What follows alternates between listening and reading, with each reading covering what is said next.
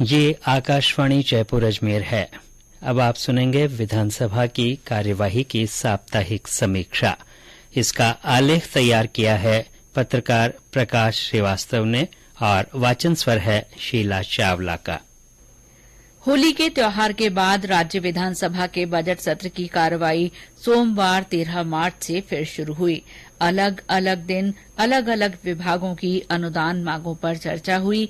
इसी दौरान धरने पर बैठी वीरांगनाओं को लेकर तथा अन्य मुद्दों पर जमकर हंगामा हुआ। संगठित अपराध पर नियंत्रण के लिए राजस्थान संगठित अपराध नियंत्रण विधेयक राकोका और वकीलों को सुरक्षा देने के लिए अधिवक्ता संरक्षण विधेयक पेश किया गया। शुक्रवार को मुख्यमंत्री ने वित्त विधेयक पर हुई बहस का जवाब दिया और 19 नए जिले तथा 3 नए संभाग बनाए जाने की घोषणा की। सोमवार को विधानसभा में वीरांगनाओं के आंदोलन को लेकर हंगामा हुआ। 2 बार चर्चा रोकनी पड़ी। इस मुद्दे पर भाजपा के 14 सदस्यों ने स्थगन प्रस्ताव पेश किया था। सरकार की ओर से नगरीय विकास मंत्री शांति धारीवाल ने जवाब दिया। श्री धारीवाल की कई टिप्पणियों से हंगामा और बढ़ गया। भाजपा विधायकों ने उपनेता प्रतिपक्ष राजेंद्र राठौड़ के नेतृत्व में 70 मिनट तक वेल में आकर नारेबाजी की और श्री धारीवाल की टिप्पणियों को डिलीट करने पर ही हंगामा शांत हुआ। जनजाति क्षेत्रीय विकास और महिला तथा बाल विकास विभाग की अनुदान मांगे पारित की गईं। महिला और बाल विकास मंत्री ममता भूपेश ने आंगनबाड़ी कार्यकर्ताओं के प्रयास से प्रदेश में लिंगानुपात में सुधार होने की बात कही।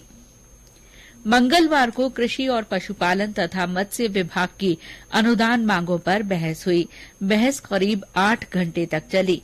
सत्ता पक्ष के विधायकों ने सरकारी घोषणाओं की तारीफ की तो विपक्ष ने सरकार की कमजोरियों को उजागर किया। कांग्रेस के प्रदेश प्रभारी सुखजिंदर सिंह रंधावा की प्रधानमंत्री नरेंद्र मोदी पर टिप्पणी मामले में भाजपा विधायकों ने वेल में आकर नारेबाजी की और सदन से वॉकआउट किया। सभापति ने हंगामे को शांत करने की कोशिश भी की। विधायकों ने अतिवृष्टि ओलावृष्टि के कारण नष्ट फसलों और किसानों की दुर्दशा का मुद्दा उठाया।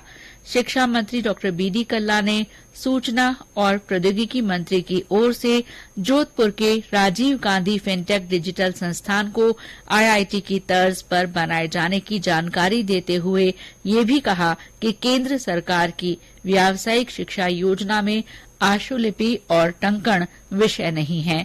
ऐसे में प्रदेश में व्यावसायिक शिक्षा में इन विषयों का अध्ययन नहीं करवाया जा रहा है।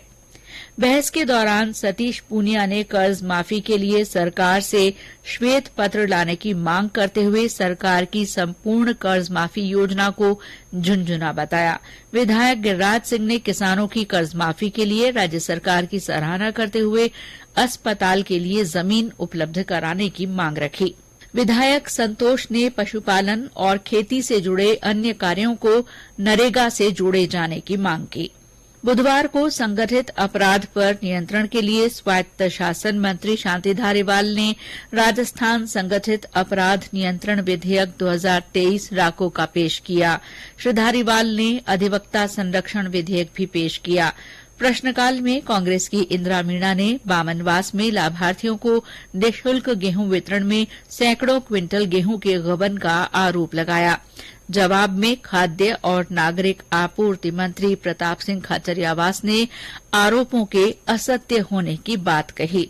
विधायक दिव्या मदेरणा ने विधानसभा में शहीद के आश्रितों के अलावा किसी अन्य को नौकरी नहीं देने के मुख्यमंत्री अशोक गहलोत के बयान का समर्थन किया। वहीं नगरीय विकास मंत्री शांति धारीवाल पर जमकर हमला बोला। सिरोही विधायक संयम लोढ़ा ने पूर्व मुख्यमंत्री वसुंधरा राजे के सरकारी बंगले और सिरोही में भाजपा कार्यालय के लिए जमीन आवंटन पर सवाल उठाए। श्री लोढ़ा के आरोपों पर उपनेता प्रतिपक्ष राजेंद्र राठौड़ समेत भाजपा विधायकों ने अपने स्थान पर खड़े होकर जमकर हंगामा किया। वन और पर्यावरण मंत्री हेमाराम चौधरी ने अपने विभाग की अनुदान मांगों पर हुई बहस का जवाब देते हुए कहा कि राज्य में 2023-24 में 80,000 हेक्टेयर क्षेत्र में वृक्षारोपण करवाया जाएगा। कारागार मंत्री टीकाराम जूली ने राज्य की 9 जेलों में सुरक्षा व्यवस्था को और पुख्ता बनाने के लिए मोबाइल जैमर प्रणाली को उन्नत किए जाने की जानकारी दी। स्वायत्त शासन मंत्री शांति धारीवाल ने अपने विभाग की अनुदान मांगों पर बहस के जवाब में काम गिनाए और कहा कि शहरी क्षेत्रों का विकास तेजी से हो रहा है।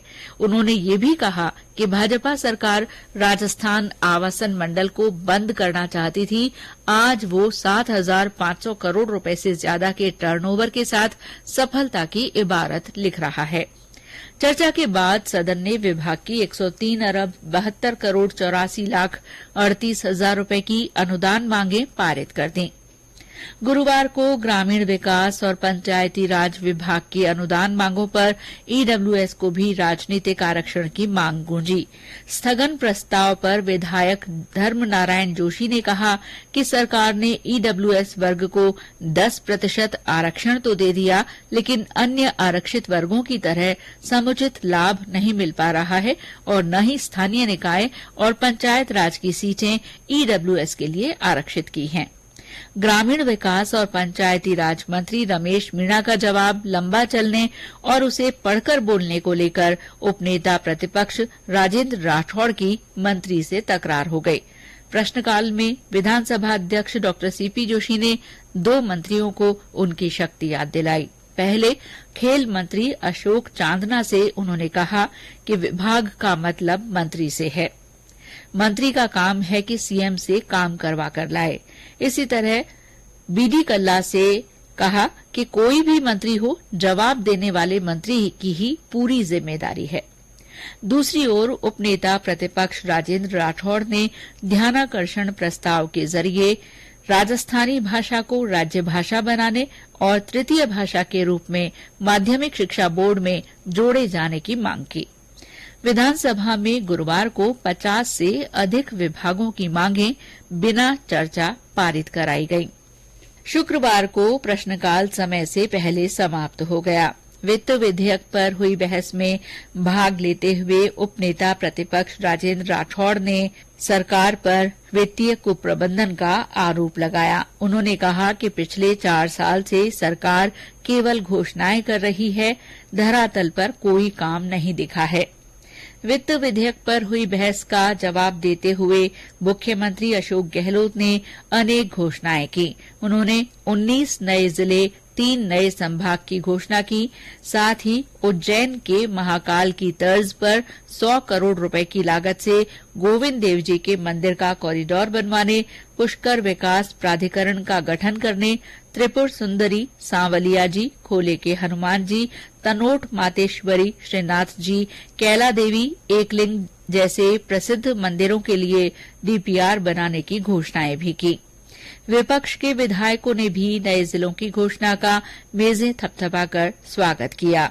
मुख्यमंत्री के जवाब के बाद वर्ष 2023-24 का राज्य बजट पारित कर दिया गया।